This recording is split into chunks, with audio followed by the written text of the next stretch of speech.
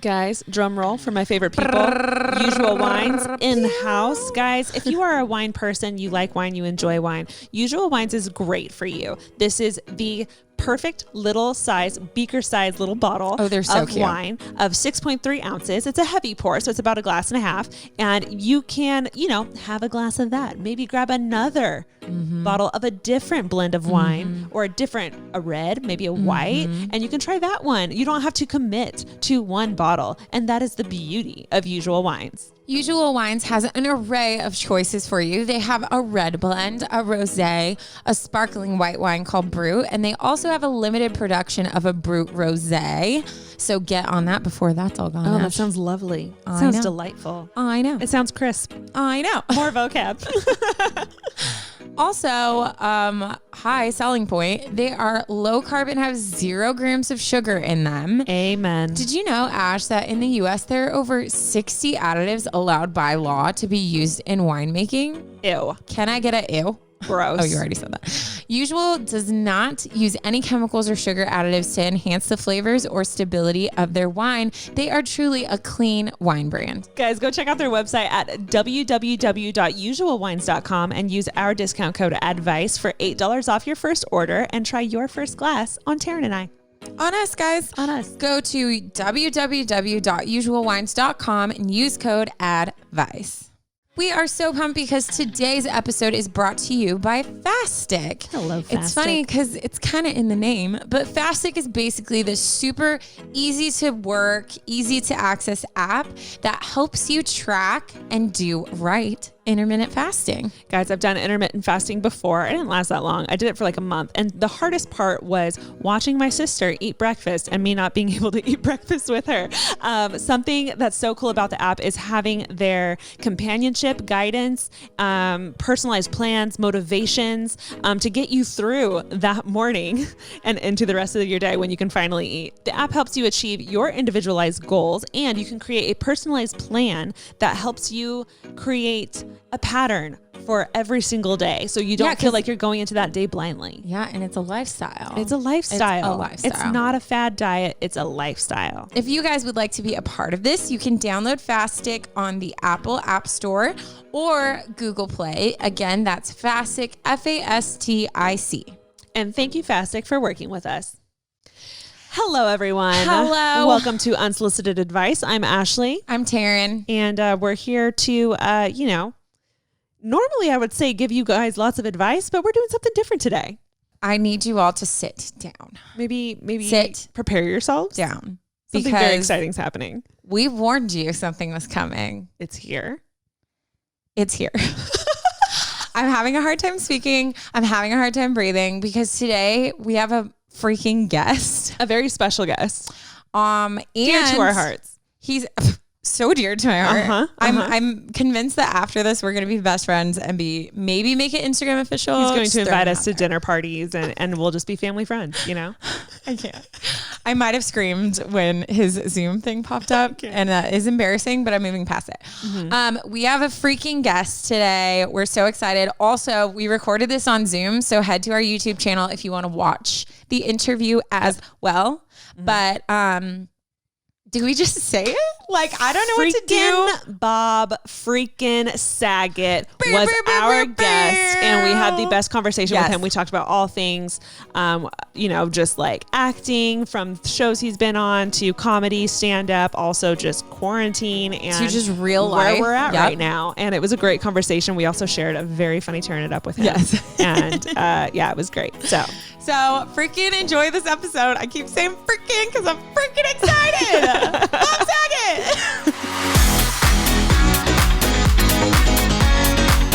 Well, freaking Bob Saget. Oh my God, I can't believe it. I don't know what to call you. Do Bob. I call you Mr. Saget? Like that feels wrong. Like Your Honor, sir. No, I'm not worthy. Just Bob.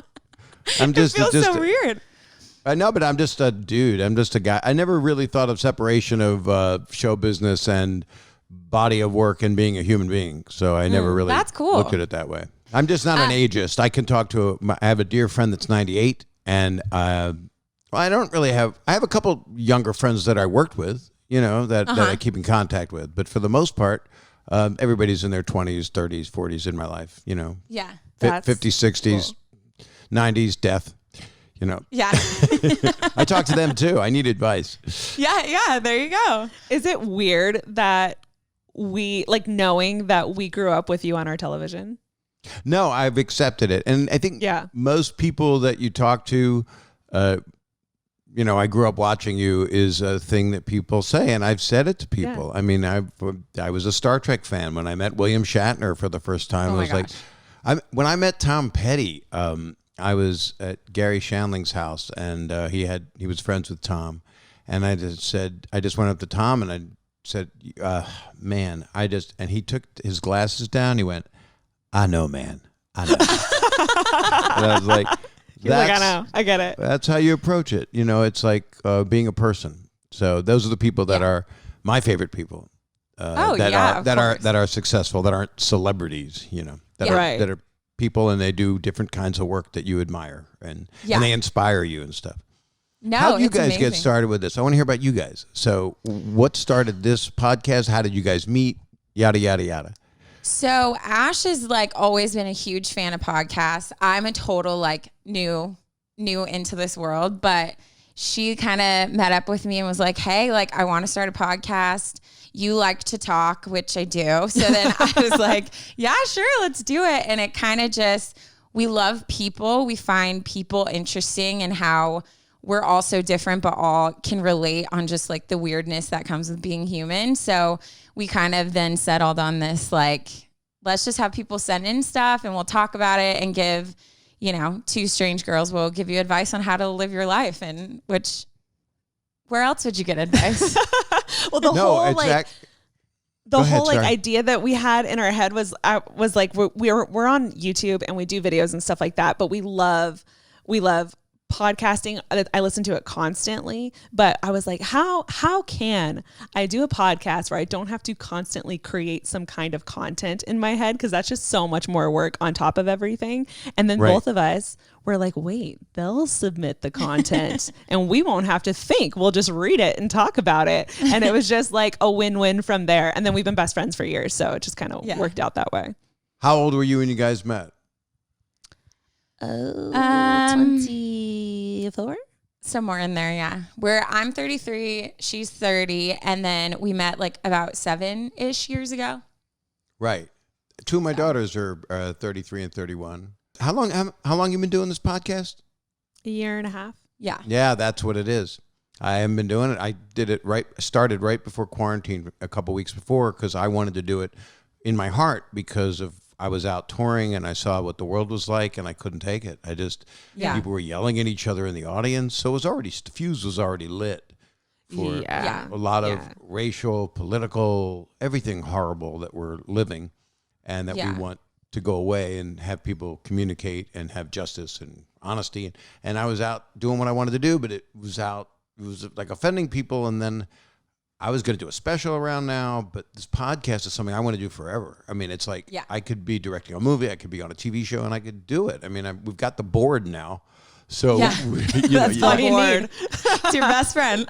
It's your best friend. And there's there's got to be such a freedom for you to actually just be able to sit and be creative and just kind of go with, whatever concept you're coming up with on the spot. Instead of having someone, I don't know, compared to TV and stuff, having a director, a producer tell you exactly everything that you need to do.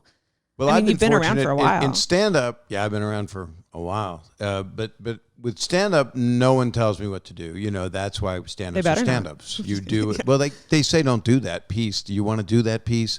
And then sometimes I'll say right before I'm shooting last special I shot, 0 to 60 a few years ago, I said, I'm going to be cleaner this show. This is going to be a cleaner show. And I got off stage and the producer said to me, that was cleaner? I don't know what happened. There were people there. It just changed. And I don't do it for shock value. I get a temperature of the room. I know what I find funny, which is what a 12-year-old would find funny. Well, okay, so we talked about Full House a little bit. I was definitely huge fan. Mm-hmm. And I remember the only other person on the cast I've seen was Kimmy Gibbler when I was little. Who's a sweetheart. Yes. And I was still young enough to where I didn't understand that there they're not those people in real life as on TV. And so my mom told me the story. She said I leaned over and was like, Mom, but I can't smell her feet. And then she was like, oh, honey. Because, Kimmy always had the stinky feet. And so I said that. Yeah. And she turned around and looked at me and obviously was like, you're cute and wrong, but it's fine. But that's my only other interaction. So when we got the email saying you were coming on, we both were like, did you read? I'm confused. Is this happening? We were so excited. Well, and Taryn. Oh, that's so nice. Thank you. Yeah. Taryn has seen. Oh, I have seen you before. Do I look familiar? Let me, all angles. Where have we seen each other before? Well, by scene, that's a loose term.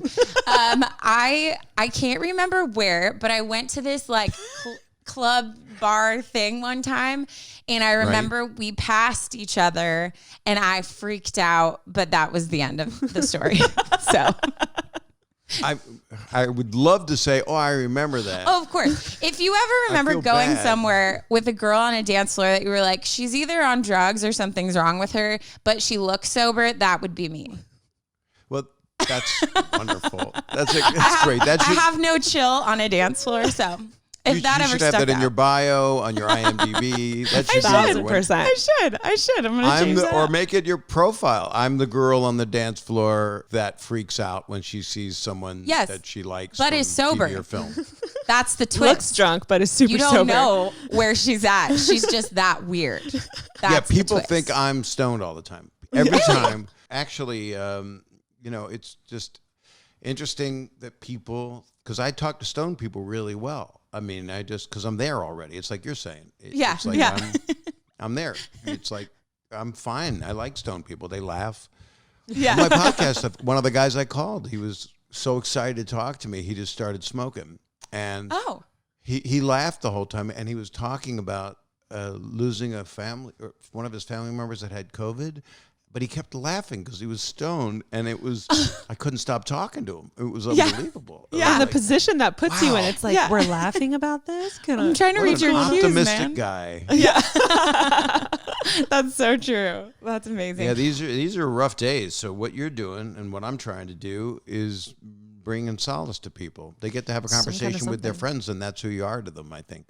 Yeah. No, one of our biggest responses we always get is like, oh, we feel like we're there with you and you're like our big sisters. And that's always meant so much to us. Cause when we started this, we're both the type of people like you were kind of talking about earlier. Like we don't have different personalities. Like what you get from me here is what you're going to get from me if I meet you or at my other job. Like it's just, we wanted it to feel super fluid and genuine. So when we get that response really and the fact that it's like, it's just an escape. Cause a lot of these people, especially younger people, are like not able to go to school and interact with people. So the fact that they feel like it's an escape is such a cool thing.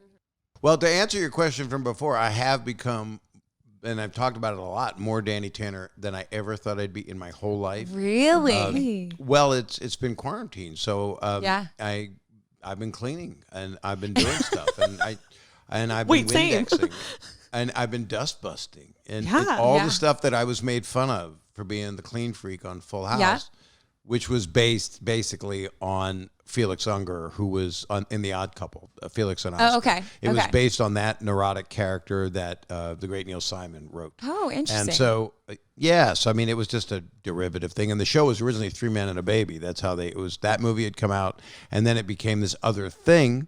And then it became this show where every character was serviced. Every character, you would have a Michelle show. You would have every show was a Michelle show because she was so, they were amazing. They were amazing, really.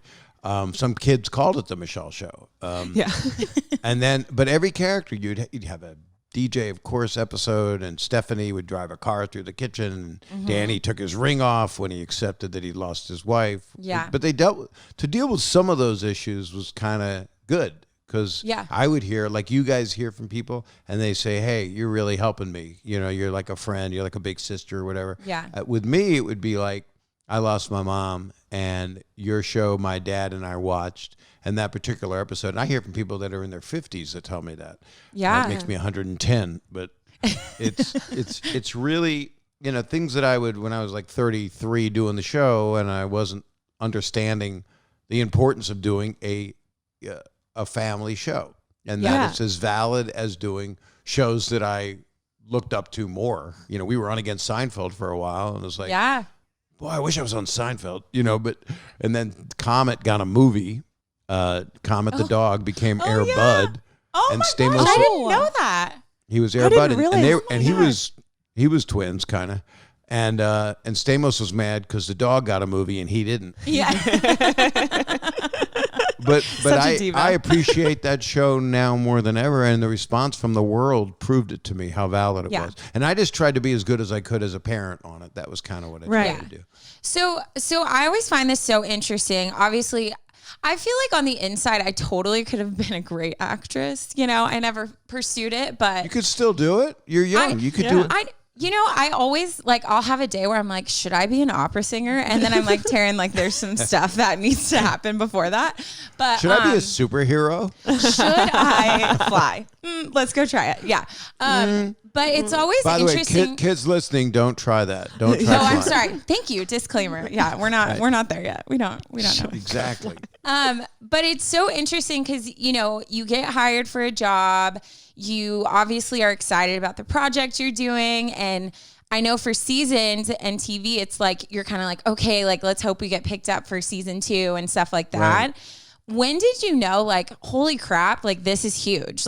This is not, I mean, did you ever know? 4 years. It took 4 years because we were not doing well. And we were on Tuesday nights, and we were on against Seinfeld at the same time. And they weren't doing well. Okay. And the network, both networks had, I think they were smarter then. I think it was more of a time of, you know, it wasn't the cable. You didn't have the menu that could be every show on the earth you could watch whenever you want. Oh my God. Streaming. There was no streaming. There was no cell phone. Yeah. You know, I mean, it was a curly cord and a box in your car. You know. And back when I was a boy, but Full House was on Tuesday nights. Didn't get a number, but the network loved it, and the network stood behind it because their kids loved it. And Seinfeld really found itself, and that's when they found their sweet spot on Thursday nights and became obviously one of the best shows ever made.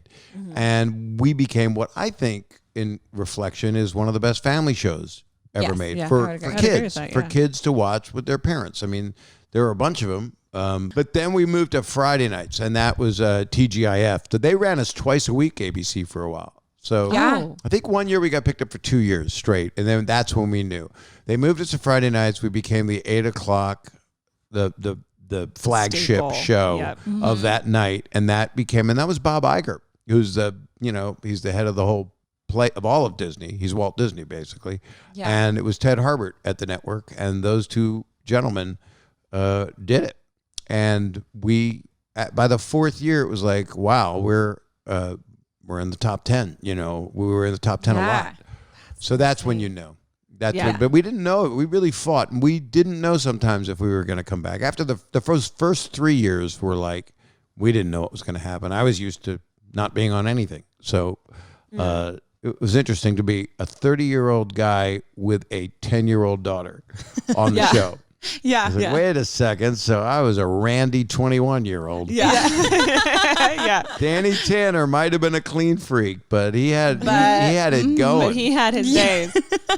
Do you respond if you hear Danny out in public? Is that something that you would automatically turn your head to? I have an automatic. Most people call me Bob because that's when you know you're known. Yeah, when it's your name. Yeah, with a mask they don't, but I'm not out that much anyway. But, when they call me Danny, I'll go, oh, hi. And it's Bob, by the way. And people are cool about that. And they go, bye, Danny. And that's when you know they're trilennials or whatever's the next generation. Marsupials, I think, is next. Yeah. We don't speak to them. Yeah, it's hilarious. Jack Nicholson once said, being famous is like being the mayor, you know. And Jack Nicholson's a guy that I met years ago, and he was a person, obviously this amazing actor, that would talk to people, and he was always himself, and it was funny and charming unless someone was not. Yeah. And Rodney Dangerfield was a friend of mine. Most of the people that are the icons enjoyed when people would already know them would feel like they knew them. That's the biggest compliment. Well, too, like, I feel like just in conversations in general, like when you have this like thing that ties you, like, so like, I know I watched you were obviously on the show, you automatically feel like a connection that you can build a conversation on. So, you know, like I can hear someone from across the way say like, oh, I like Legos. And for me, I'm like, hi, best friend, like, let's talk, you know, because I do Side too. note, she loves Legos. Oh my gosh, yeah. If we were recording in my room, you would see my Lego display. But what is the display? What shape is the? What's your biggest Lego conquest that you've accomplished? The Millennium Falcon. She's beautiful. That. I did that. Yes. When she says display, she has a full on bookshelf full of only my favorite sets. It was weird. I like randomly did it because I saw a Harry Potter one, and then like halfway through it, I was like, I'm in trouble because this is not a cheap hobby. No. Not a cheap hobby. And then, it's like train sets. Yeah. But Lego's official Instagram follows me, and that was the best moment of my life so far. Yeah. So far, I was on the toilet and I cried hysterically. So it was a great time. I always cry on the toilet. You know, most of us do. It's emotional. I hate letting go of things. You know, it's releasing. Yes, it's very. I never see them again. It's so upsetting. Every time he just hovers over the handle before you flush. I take a photo, but I don't post it. She hates any bathroom talk, so she's like cringing and dying and thriving. I'm thriving. A lot of people don't, so I apologize for that. No, don't apologize. I'm used to it because she talks about it. I need an all ally because we got to normalize it for her. So I can't. It is natural, but it's gross, and we don't want to talk about the gross stuff. But involuntary stuff. Involuntary, a burp or a fart, it can be funny when it's from like a grandparent. You know, I agree. If you're at the table and they can't help it. They can't.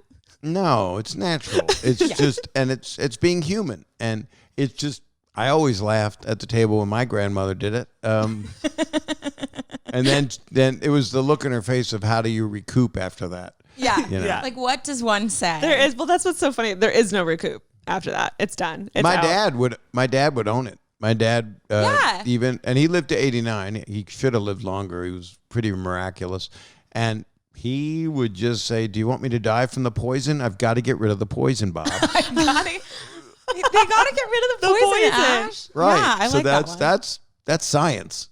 It's science. I know. You know what, guys? I'm telling you, I've had friends give me the Everybody Poops book. I've had friends I hated that book.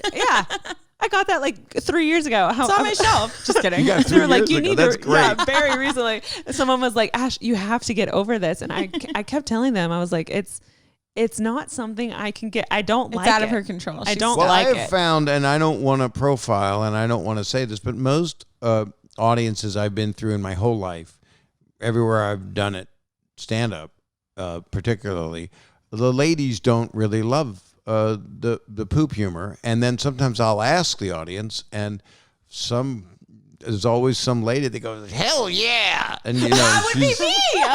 but not like this lady. She sounded like she came from a pirate ship. And so that of course makes 7 minutes of entertainment for all. Great content for you. Yeah. That's right, hilarious. Totally. I love our tangents already. I just want to throw it out there. This is great. These have been Talk perfect. all day. Yes. Guys, today's episode is brought to you in part by one of my favorite people. Tell us about it, Ash. Usual Wines. They're back again. We can't get enough of them. They can't get enough of us. It's mutual. This is a great relationship. Usual Wines is for the modern drinker. Each bottle is 6.3 ounces, which is a heavy pour, about a glass and a half of wine. So you don't have to get back up for another glass. Because you got that extra half? Because you got that extra half. You know what I mean? No more pouring wine down the sink when you don't finish a bottle, because they are made in the perfect size little bottle. These wines are also low carb and have 0 grams of sugar. Hello health. Whether it's a red blend, a rosé, a sparkling white called Brut, they have it all. They also have a limited production of Brut Rosé just for the summer. So you better get in there. Closing. Go get it. It's closing. I'm gonna go get it. And you might ask yourself, don't grapes contain sugar, Taryn? Don't they? Yeah, they do. Absolutely.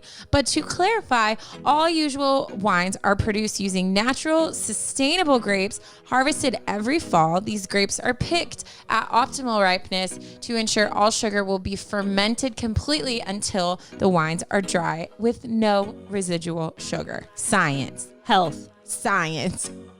Wine. I wanted to rhyme, so I was going to say wealth. Guys, go check out their website. It's www.usualwines.com and use our discount code ADVICE, ADVICE, for $8 off your first order and try your first glass on us. Again, go to www.usualwines.com and use code ADVICE. So I don't know about you, Ash, but like I've tried every single like fad diet there is out there. I don't know what it is about them. They suck you in. They suck you in. And there's one thing that's been pretty consistent because I think it like actually works. Tell me about it. And that is intermittent fasting. Ooh. And so we are so pumped because we're partnering today with Fastic, which has an app that helps you to track your intermittent fasting and make sure that you're doing it correctly, which is key. Guys, Fastic has 25 years of fasting experience in the team, and Fastic is the perfect companion for guidance to a healthy lifestyle. I've actually tried intermittent fasting for a month, and there is a bit of loneliness that comes in the morning when everyone else is eating breakfast but you. Yeah. If you have their app, you're not alone. Yeah. And that's all we really want. The app helps achieve your individual goals with personalized plans, motivation, and supporting groups. When you're hungry and you still have an hour left to go before you can finally have breakfast, they'll support you. And that's a true friend. Yep. Fasting is a lifestyle, and Fastic will help you live your life in a healthier way. So if you guys would like to take advantage of this like we have, like no joke, it literally lays it out so simple. And not all of us should be doing the same type of fasting. So that's important to remember. Everybody's different. Yes. You can download Fastic for free at the Apple App Store or Google Play. That's Fastic, Fastic. And thank you, Fastic, for working with us.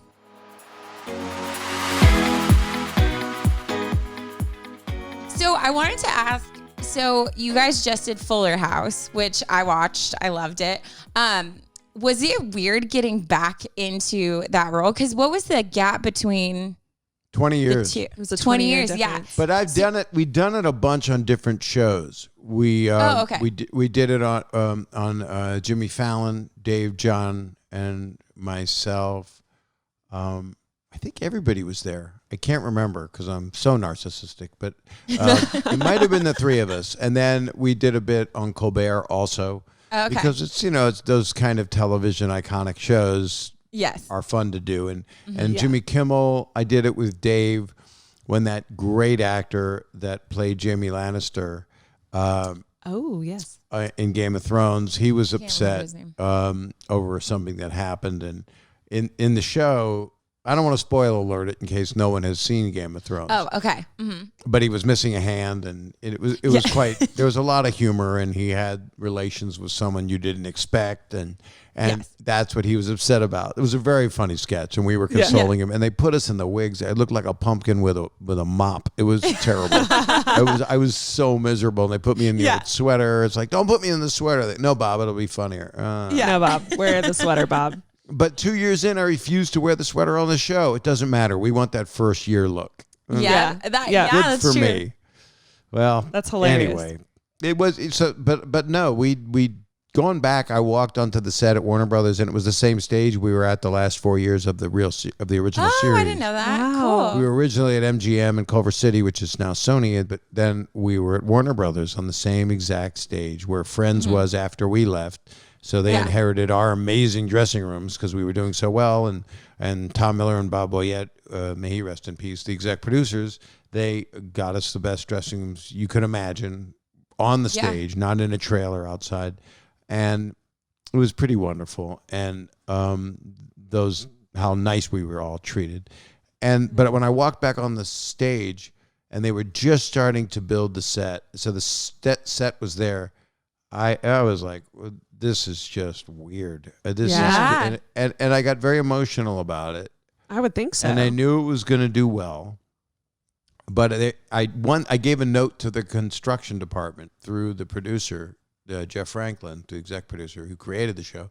And the note was, when you walked up the stairs in the kitchen, because the house isn't even possible. It's like a 2,200 square foot house in San Francisco. The exterior. Inside, it's 8,000 square feet. So it's just not possible.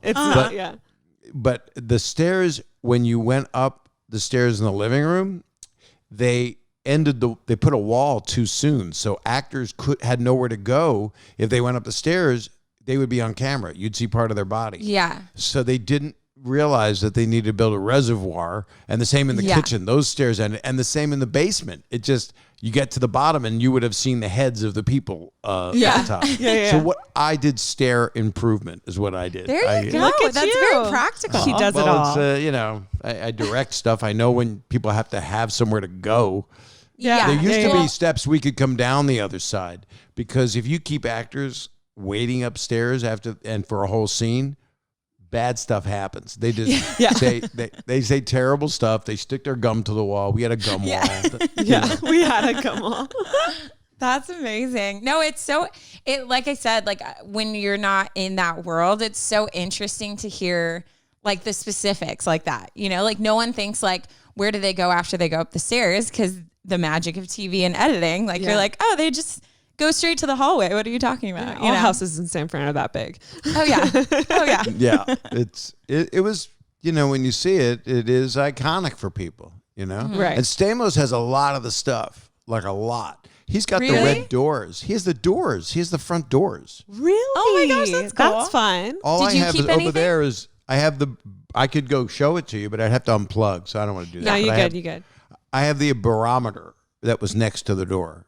It's about big, like, I don't know what it is, 4 feet tall, but it was a barometer that was from the Fuller House. I don't think it's the same one from Full House. I don't think they would have kept the barometer in storage.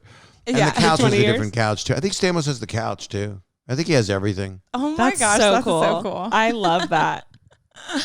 And then he's got a lot of Disney stuff too. He's a real collector. You think Legos are a big deal? He's got like Dumbo in his yard. I can't compete with that. So I'll just it's hard to compete with him. He's so annoying. I mean, I love him so much. And then he called me a couple weeks ago, maybe it was a month ago. I was like on a Friday night FaceTime, and I'm like, oh man, I looked like hell. My quarantine hair was straight up like a rooster. I had a robe on. I hadn't shaved. I looked like I should be outside, just roaming the streets. And he, at 11 o'clock at night, he's in a black shirt. He looks perfect. I think he just moisturized. I don't know. And I'm like, what the hell's wrong with you? He said, I wanted to see you. I said, why do you look so good? Were you filming something? Yeah. No, I'm just hanging out. I said, what are you, a mannequin? You get dressed up at night? He's such a good guy. He's just, he's a brother. So is Dave. We're brothers, That's so cool. We love that. Yeah, because you do hear of people who on cast, like even like romantic partners that hate each other in real life and have to like really put on a face for the show. And I'm sure that adds so much more complication to providing like what is needed for a scene. So that's so cool that you guys have that genuine relationship. That's really cool. All of us do. All of us. I'm close literally with everybody. I'm friends with everyone. And when I'm in New York, I try to see Mary Kate and Ashley separately. If together, that'd be amazing. But it's just I can't be in New York. It's like I got 2 daughters there. It's like we're all excited when this time will pass. We want to live our lives, and we want to be in the moment. And the kids that are going back to school, we want them to. They need to be with kids. Yeah. We don't want to, but we don't want anybody to get sick. So that's really it's hard. It's quite a conundrum, but But we'll get through it. Some people think we won't, but I'm not that doomsday. Even though the world's on fire and there's horrific hurricanes and the disease. Cherry on top to an already great year. Yeah. It's amazing. There's all kinds of, I'm sure killer bees or murder hornets or whatever. When I heard that, I was like, that's it. Take that's me now. it. It's done. Take me now. It's over. They even showed like a 6-foot bat. There was a 6-foot one that looked like a person. And I'm like, but it's not called a bat. It's something else. And I'm like, I don't know what you do with that, but I don't want to see it. I don't know what to do with that. Give it to Carol Baskin in a hotel room. You know? By the way, she was just on Dancing with the Stars. I don't know if you saw. That's I was great. tripping out. Thoughts on that? I tweeted they should have, because OJ wasn't available. They had her. Yeah. She killed her husband. I know. My mom's so cute. She goes, yeah, there's this weird lady who keeps acting like she's a cat. Like, I don't get who she is. And so she asked me to look to see if I knew. And I was like, what is happening right now? Like, why was she a choice for this? Like, I don't understand. Possible Because we're talking suspect. about it. Because we're talking about That's it. true. That's true. We are in not a good time. I don't know what to believe. I honestly don't know what to believe. Literally no one does. It's so crazy. Yeah. Speaking of, that just reminded me of TikTok. Oh, yeah. You're on TikTok. I saw am, your TikTok. and I like it. Howie Mandel said, get on there. It's fun. And then my wife, Kelly, said, get on there, Bob. You'll have fun. You get to do some of your dumb stuff you like to do. And I got a lot of kid in me, so I like to do stuff like that. But then, of course, now I hear that the president's taking it down in 4 days or something. Yeah. You always hear That's that. what I and then they heard. sued him, and then another company is buying it. Oracle's buying it. So I don't know how he could insist to get taken. I don't believe that he ordered it to get. I don't know what. I like it. I think there are going to be a lot of pissed off people if they take it off, like a lot. Yeah, it's such a huge source of entertainment now. And we were watching yours. Great lip syncing skills, by the way. Prime time. You know, it takes time. It takes really time. does. I mean, last one I did was with Dr. Phil because he was telling people, "Don't call That me was daddy." so funny. That was funny. But it took like 45 minutes, which is, and I got time. It's quarantine, but We all have time. I don't know. It's if people think of you that way in a paternal way because maybe they didn't have a dad or they just didn't have a dad that treated them like the idealized two-dimensional version that I played on that show. Yes. And I played a lot of dads. The shows just didn't last, but they were great shows. There was one I did called Raising Dad, a sitcom, and it should have been on for 10 years. It was Jerry Adler from The Sopranos. He played Hesh, and my daughters were Kat Dennings and Brie Larson. Okay. Right? And Megan Good was on it, and it was written by Jonathan Katz, Dr. Katz, and now you might know it was an animated show. It used to be on Comedy Central, and Norman Steimer, a great film screenwriter. So it was a really good show. We did 24, and it was popular in London, and then it was the WB, so before the CW. So they didn't pick it up, but that show was probably one of the better family sitcoms I did. Dang. Yeah, that's true. Showbiz is beautiful. Drama. You guys don't even think about it. You get to talk to people. You just talk. Do you have a lot of people that are showbiz people, or do you talk more to people that call, that kind of thing? So, it literally, that's what's so cool is because we'll never run out of content because it's just like humans writing in. So we'll have a guy who's dealing with a boss at work, or we'll have a girl who did something on a first date and she doesn't know how to recover, or we have people dealing with depression and eating disorders, or we have embarrassing moments that get sent in. So it's literally the range of people is unlimited, which is really cool. Yeah, I think when it first started, we both wanted this to be more of a lighthearted kind of not straight comedy, but more of a comedic feel about just sharing stories of embarrassing moments and being able to laugh at it, talk through it, and us give advice on what we would do in that situation. And then I think the community really became really tight, kind of intimate, and now people are just being super vulnerable and sharing very serious stories that they're going through. And it wasn't what I think we were expecting right off the bat, but at the same time, we loved it. So it was very organic. We just kind of bob and flow with it. Mm-hmm. Yeah, I'm doing the same if it comes in things. serious, it's fine.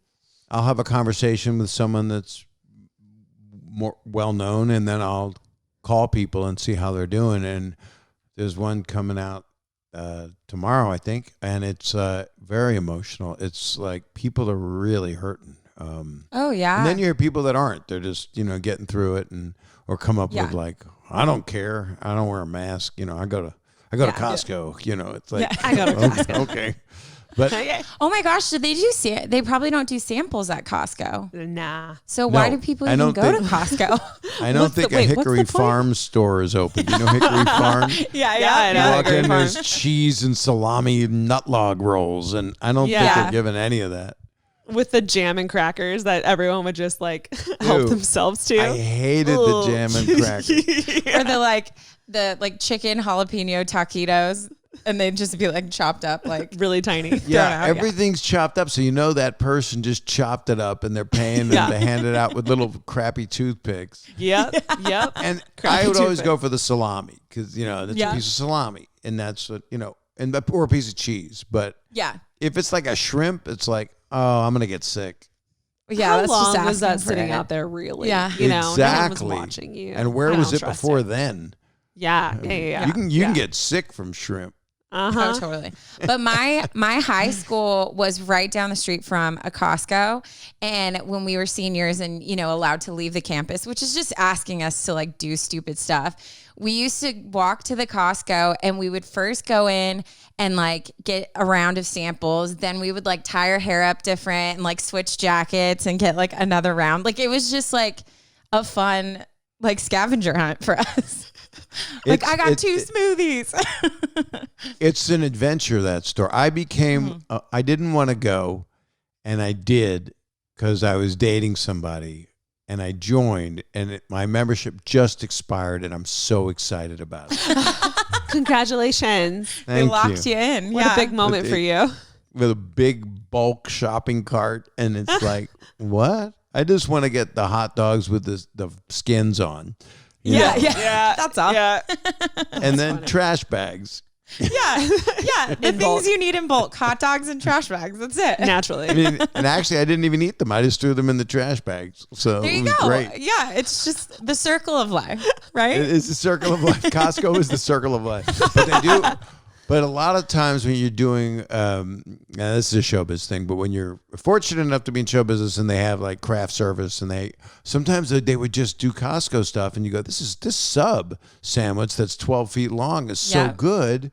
Where'd you get it? They go, Costco. And I go, my God, they're the best chefs ever.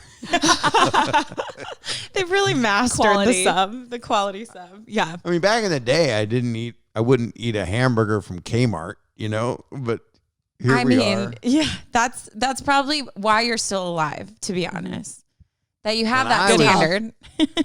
I think I've really got quality control on my diet. Yeah. There was a store called Woolworths, which you maybe have seen in old movies and stuff.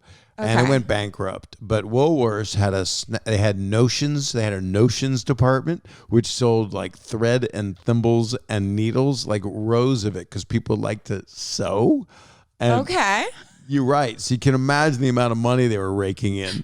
There's aisles of needles and, CVS has that, but it's different. But there was a snack bar in every Woolworths. Like people went there to eat, so the whole store smelled like grilled cheese. And oh wow! Ooh, I'm okay with that. I think Board of Health might have closed it down. In many ways, things are once we get through this damn horrible thing and businesses can all come back. I think that's going to be fun for so many people. That's going to feel good for so many people. 1,000%. I just miss people. I just miss like casual conversations waiting in the grocery line. Like people don't talk to me when I go grocery shopping. People avoid, you just avoid each other. So it's like, I miss that. And people are arguing with each other in lines. It's really, it's a hostile time, and I don't function well. And so, I want something to look forward to. We all want to look forward to something. Yeah. And people are still going on vacations. They're just being very selective how they're doing it. There are safe ways to do it. Yeah. But money's down for a lot of people, so they can't. Yeah. Have you guys gone anywhere? Right, yeah, we actually we did a staycation. We went to Malibu and we got a house, like an Airbnb, and just stayed there for a few days. It wasn't, I I feel like we've gone on, like, Taryn and I have been so blessed to go on some amazing trips in the past. So this was very different for us, but it was actually, I think, one of our favorite vacations. And then we also, a friend's birthday, we went up to Mammoth and got an Airbnb up there as well. And it was the same thing. Like, it was just us in the house. We were cooking, cleaning, playing games, like just having a good time. And it felt like we were just living life there instead. And it was so refreshing to be somewhere else that wasn't home. Yeah. Yeah. And that was like the biggest thing. That's the best takeaway from this whole thing. If you're not killing each other as a family that's in the same house, or, Dad, I hate you. That's not something you want to hear. But you guys are besties. So when you're but people that are together, you got to fight. I mean, there's no way that it's not going to happen, because who's going where? Well, I'm going out in the yard. Well, you can't, because the air quality is terrible. They're so bad. We're stuck. Well, then I'm going upstairs, and then people go, we don't have an upstairs. Yeah. But it's I think it has brought people together more, and even Zoom and FaceTime has made people talk more. People that I haven't been in contact with, I'm like, oh, how are you? Do you want to smoke a cigar, or I have a thing with a bunch of gentlemen that I love, and Norman Lear, who just won an Emmy, and 98 years old, for awesome. Live in front of a studio audience, that he does All in the Family, and the Jeffersons, and Jimmy Kimmel produces it with him on ABC, and he just won it. And I was with him for lunch that day, and he was just so giggly, and he was nominated. And then I called him, but we've all become, I've been doing it for like 5 years, where I think that long, where we do a Zoom. So there's like up to 12 of us, and different people have participated. Stamos has, John Mayer has, but it's a lot of great musicians, Rick Braun and David Cause, and a lot of amazing musicians. And we get together and sing for hours, but that's awesome. That's so fun. And we smoke cigars. We call it cigar night, but some people don't smoke cigars. But we lately have been doing Zooms for the past since March. And Zoom has been the godsend to 2020. It's really wonderful to connect with people with Zoom. You get to see your friends, your family. Yeah. And I don't think I wouldn't be contacting some of the people. And doing a podcast, you get to contact people. Yeah. Yeah. Yeah, no, it's so true. I think about, some of the people where I was talking to them more frequently when life was normal aren't necessarily the ones that I'm talking to frequently now, because, other friends are stepping up more of being like, FaceTiming and talking, checking in on you. So it's just, it means so much. It's a different form of communication. And it's been interesting to see the people who you just kind of don't hear from, as frequent. And then now others that are like, hi, how are you really doing? Not just, what are you up to? Because there's only so many ways you can answer that. Well, did you see that movie? Let me look it up, because it's quite amazing. Oh, is it the new one that just came out? Yeah, it's quite great. It's on Netflix. Yeah, exactly. The Social Dilemma.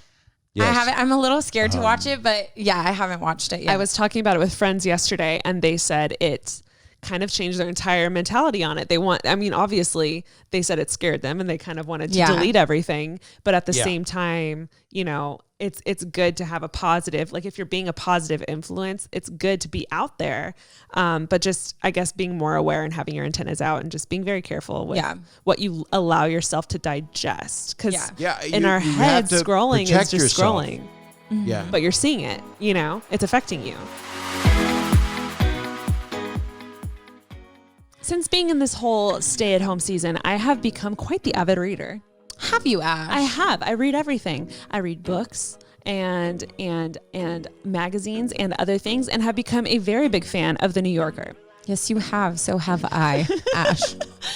Not only does The New Yorker keep you involved and in the know with what's going on in the world around you, but they break down all kinds of movies, videos, TV shows that are out online right now, give you a little bit of a commentary on that. They have a slapping crossword section that is just so much fun. Also, they go through fiction, poetry, any type of content that you like to read is in The New Yorker. You know what that means, Taryn? What? The New Yorker is for everyone. Is it? It is. It is. Whether you are more of an in-print person or online, The New Yorker stands apart for its commitment to truth and accuracy, quality writing, and compelling reporting and storytelling. The New Yorker's weekly print issues and daily online articles cover a full range of topics. There's literally something from everyone, whether it's politics, news, international affairs, climate change, and the environment, pop culture, the arts, fiction, food, humor, and cartoons. They got it all, and they have become the daily digital destination for news and culture coverage. Also, you can get a 12-week subscription for just $6, which includes home delivery of the print edition each week and unlimited access to the New Yorker website. This is a 50% Ash discount for our listeners. Half off, people. I know. Hello. All of the writers are also like, I mean, we're talking like award winners, like just like freaking killing it in their fields too, whether that's John Cassidy, who covers politics and economics, or Helen Rosner, who is a James Beard award-winning food writer, Ash. Ooh, food writer. We love food writers. In another life, I was a food writer. I know. We should get on that. So literally they have people writing who are just, killing it in their fields. Okay, guys, so for a limited time, you can get 12 weeks of The New Yorker for just $6. That's right, $6. That's a savings of 50%, plus listeners of our show will receive an exclusive tote bag. That's right, an exclusive tote bag for free. So go to the newyorker.com/advice. That's New Yorker, NEWYORKER.com/advice, ADVICE, to get 12 weeks of The New Yorker for just $6 and a free tote bag. Again, that's newyorker.com/advice. So Ash, when you use the bathroom, don't you always close the door behind you? Yeah. Duh, because you don't want anyone to just walk by and see you doing your thing. Absolutely not. No. All right. So when you use the internet without ExpressVPN, Ash, it's like going to the bathroom and not closing the freaking door. The vulnerability.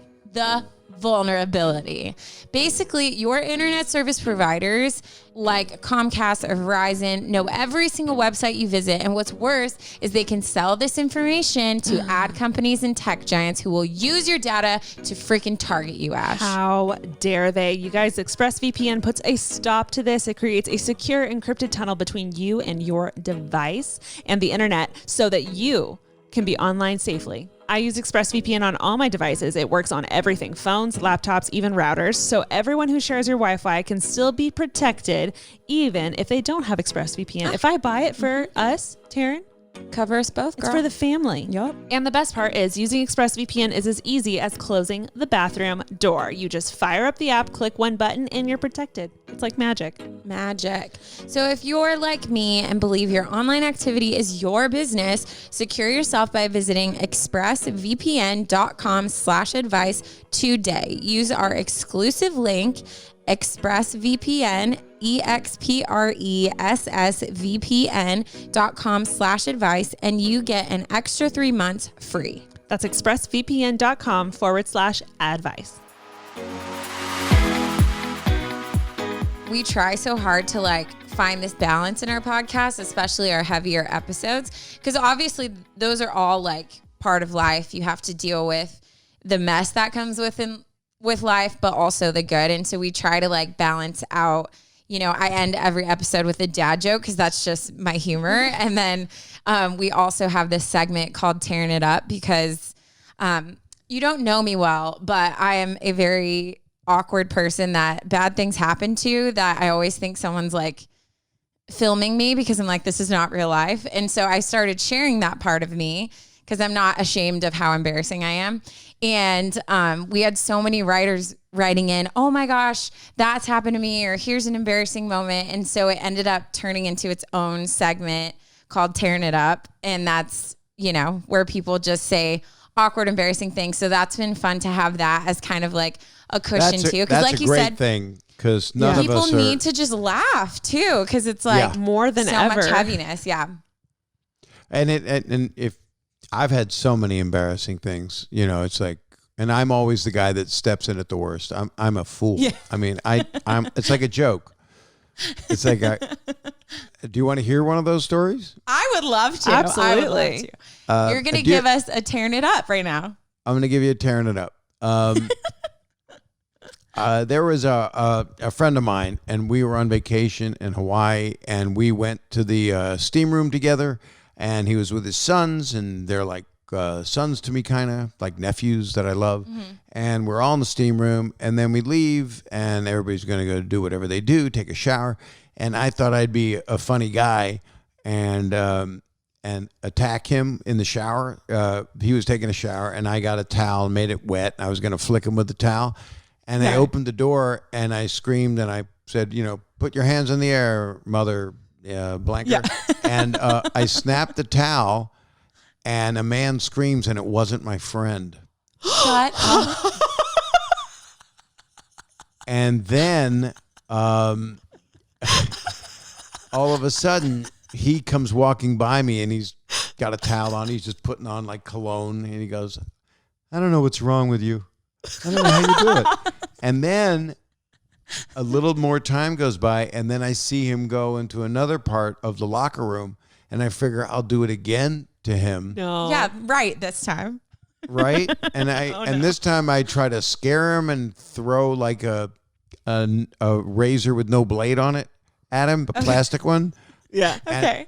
And it's the same guy that I tortured in the shower. Are you serious? Him.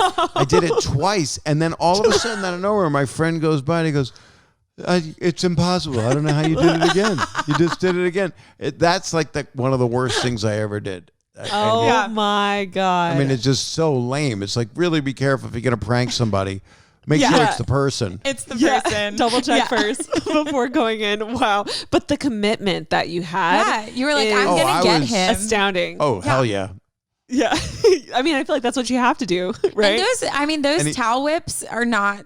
Those are no joke, especially if the towel's damp. Yeah. So, do we know what body part you contacted on the stranger? His butt was facing me, so I did not. I did not snap a vital part of him. Yeah, that's good. I did not ruin his chances for reproducing. Right. That's the most important thing right there. See, when I do weird stuff, I just walk away, and they're like, "What was wrong with that girl?" Like, I don't have, luckily, not yet, a face. Mine turns out sometimes to be a tweet. Do you realize what you... Oh my gosh. Well, we're very excited because we had someone submit a funny story. Oh, and we wanted to kind of give you a glimpse into what our podcast is kind of like and read it to you. And then, since you're the funny guy, we thought you could commentate. You could just kind of sit there, enjoy it. Maybe we could give you a good laugh for a chance. That could be fun. Please. Absolutely. Yes. So this is a Tearing It Up from an anonymous. A lot of our writers are anonymous, which totally get it. So we're just going to dive in. Yep. Hello, you two beautiful ladies. First of all, I am obsessed with both of you, and I am always blown away with how much I get out of every episode. I know. I'm so excited to see where both of you go, and I'm honored to have been here since day one. We love a day one. So nice. Yeah, so is that the question? That's the question. That's it. The end. We actually are a podcast that we just ask people to write nice stuff to us, and then we take it straight to our heads. We're and the then narcissists. That's it. Okay. This story happened years ago when I was in 6th grade. For some context, I would like to remain anonymous because not only do I know people who listen to your pod, I am also trying to make sure that this secret dies with me. Too many people and animals to apologize to. Oh gosh. Okay. It was a summer evening full of promise. I had just spent a full day swimming with my bestie. We'll call her Mallory. You know those friendships where a side of you comes out with them that no one else sees, and how it gets even worse the later in the night when you reach new levels of being delirious and things that aren't funny are magically hilarious. Yeah, well, that's the level we were at on this fateful night. I feel like we have that. We definitely have that. Do you that's get our that? Relationship. Yeah, with certain totally. friends? Mm-hmm. Yeah. So you're in Sicapato. You even answered at the same time a couple times. Yeah. The same response. There we go. Well, I think that's what you get when you're best friends. You live together, you have a podcast together, and you work together. It's a lot. Outside. It's a lot. I don't know how we don't. I don't know how we're here to be real honest. We should be studied. Yeah. Like psychologists. Yeah. How did they do it? It's all me, but we're doing it. So here comes the dramatic part, right? There's something dramatic coming up in her thing. It's happening. Don't worry. My parents were very, let's say, health conscious. So sugary drinks were a no-go growing up. However, Mallory's mom would always make this raspberry sugary nectar from the gods, and I would load up when I was at her house. Late that night, we were hanging out in Mallory's living room. Oh, wait, there was also one other person there. We will call her Lizzie, and Mallory's freaking hot brother, my forbidden crush, Garrett. There's always a guy there. There's always a brother. I was sitting on their brand new family couch. It was vintagey looking floral print and Mallory's mom's favorite possession at the time. We were making up dances and just messing around when all of a sudden Garrett, yes, hot, unreachable love of my life, Garrett, tries to do the splits in the middle of our dance routine.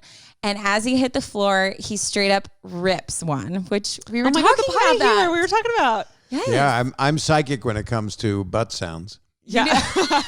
But you knew. That's the best way I've ever heard I it. knew. I don't know what it is about farts, especially when you're in middle school. That is so funny, but needless to say, we all lost it. There is a level of laughter that you only hit a few times in your life. That gut-wrenching, tear-streaming, can't breathe, convulsing silently type of laughter. And let's just say I reached it. Within moments of my lover's wind breaking, I felt it happening.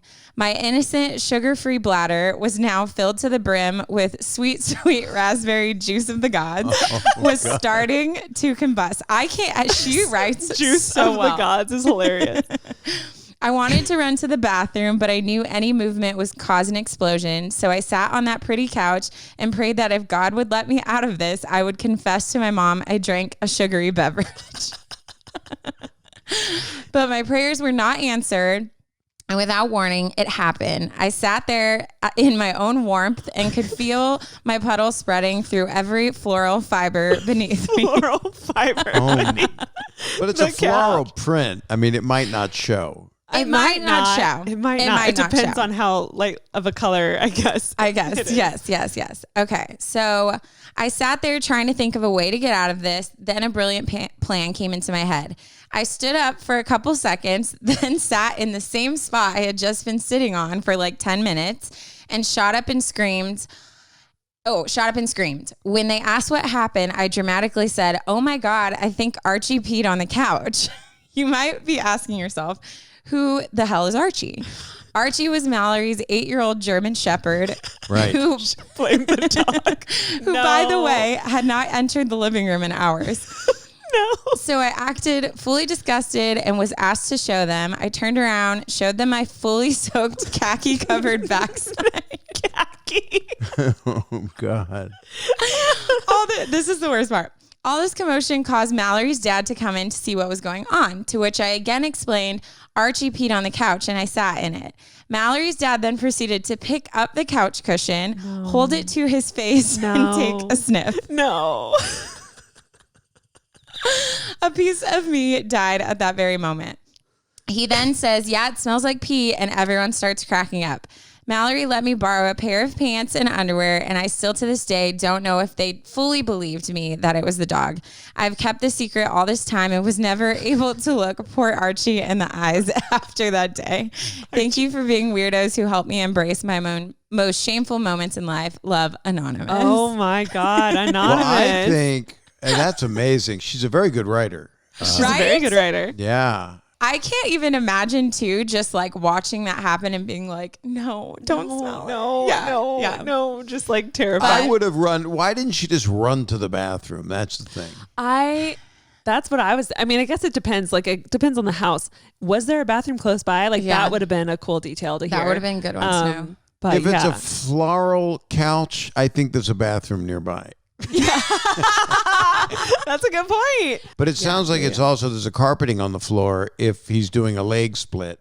That's not a hardwood floor. Yeah, that's definitely not a tile situation. Right. Yeah, I love that. That's a detail I wouldn't have made the connection. Right. Yeah, I'm like I'm like SVU when it comes to this. I feel like I'm going to break this down. I'm going to tell you where you went wrong. You start with the fart and then you work your way into her chain reaction. Yes.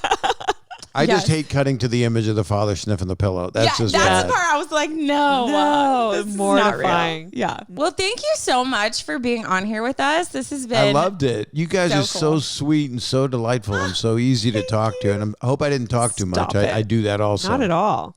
It was perfect. This is great. I haven't told my family yet that this is happening because I just want to like get a screenshot and just send it with no context and then be like, what's happening? Yeah.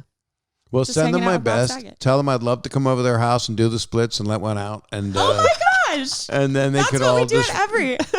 ruin the How floral did you know? couch. Every family gathering. That's what we do. All of the furniture in my house has a floral pattern. Oh, it is. Oh, it is. Many bathrooms, many floral couches. Yes. Well, stay safe, stay healthy. Thank you Thank so you. You much for too. being on the podcast with us. I loved it. Thank you. Would you like to shout out just your podcast where people can kind of keep track of what you're up to nowadays? Yes, it's done. It's produced by the same wonderful people that do your Studio 71. Yes. I know, same family. They're great people, and it's Yes. called Bob Saget's Here for You. It's weird to say my name in a title. What am I going to do? Yeah. And it's on. I released one. Oops, when I do the splits, I release one. No, it's Mondays and Thursdays it comes out, and Mondays and Thursdays. Okay. and it's everywhere. It's on. Where you get your podcasts. It's literally everywhere. It's wherever you get They your don't- podcast. I don't think they want you to say one giant company and then another giant company at the same time. Yeah. But it's on Just all the giant everywhere. companies at the same time. Yeah. all the And- things. You can find us. We're there. Right. And it's I'm just trying to help people through the same thing you're doing. Yeah. I'm there to listen and hopefully make people laugh and give them a little refuge. And then sometimes it gets serious. I mean, if I'm having certain people on, certain guests, or it's going to be serious. It's going to go there. I had D.L. Hughley on and Bill Maher and Lawrence O'Donnell, so that gets into heavier areas. And then I'll have on, Bill Burr or John Mayer or just different friends, and it'll be a totally different kind of thing. That's what I love about it. Also, it's always completely different. It's like we're chameleons, depending on who you're talking to and what you're talking about. So I love it. I love it a lot. So thank you. That's awesome. Well, congratulations on starting your podcast. I know. Welcome to the podcast Thanks. family. Welcome to the podcast family. You have a great voice for it, by the way. There's only 5 million of us in it. Yeah. Only 5 million. Yeah. Especially since quarantine. Oh my gosh. Yeah. I Everyone. feel like everyone has a podcast. Yeah. Well, great. stay well, and of course, vote 8 times because we're allowed to do that. And Yep. I've got 40 mailboxes in my backyard. 40. Yeah, I took. I got to them. get on And- that. And just be safe, and hope everybody's okay in your lives and everything. Thank you. Thank you. You too. I can't believe you spend every moment together. I can't believe I it. know. It's a lot. It's a lot. There's times where I'm like, I need 5 minutes. Like I'm going to watch a movie in my room. I just need a second. Also, to like paint a picture for you, we live in a house and our rooms are directly across the hall from each other. So if we need it's very much like, I'm going to go take a moment. but I can slam hear our doors. everything she's doing. Yeah. That's great. why the podcast is so good, because you guys are like, Probably. it's not just you're showing up to do the podcast. You got nowhere to go. Yeah. All our We desperation. need people to talk to. Actually, this podcast has kept us sane. Seriously. we keep saying it's for everyone else, but it's really for us. They're helping us through everything. Same It's been here. great. Yeah. Same Yeah. with me.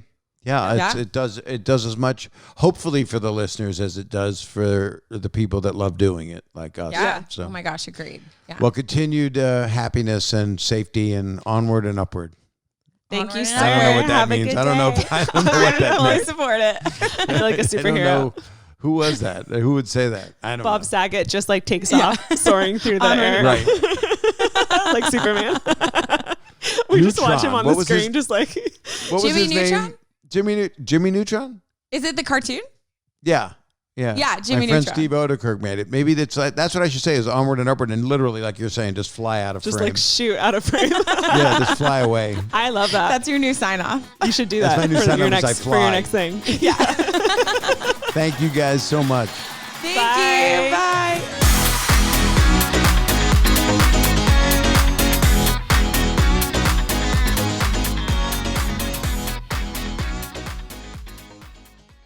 Guys, Taryn and I are super pumped to be working with The New Yorker, the classy New Yorker, as you know, we all know them to be. I've become quite the reader this year, and I am obsessed with all that The New Yorker brings to the table. You don't have to go out to get these stories. It's here on your desktop, on your phone if you want. You don't have to actually go pick it up in person. The New Yorker brings all kinds of fun stories, a little bit of today's news to you. I personally dove into highlights from A Princess Bride.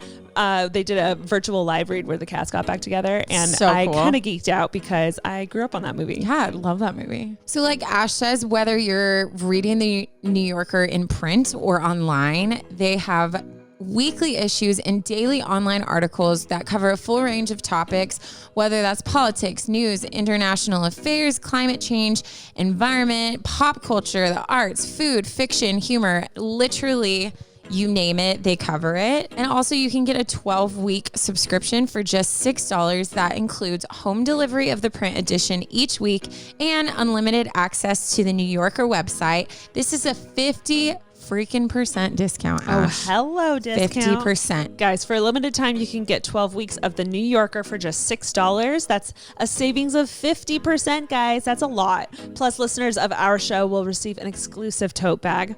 Oh, free 99. So go to newyorker.com/advice. That's newyorker.com/advice, NEWYORKER. Advice is ADVICE to get 12 weeks off of the New Yorker for just $6 and a free tote bag. Again, go to newyorker.com/advice.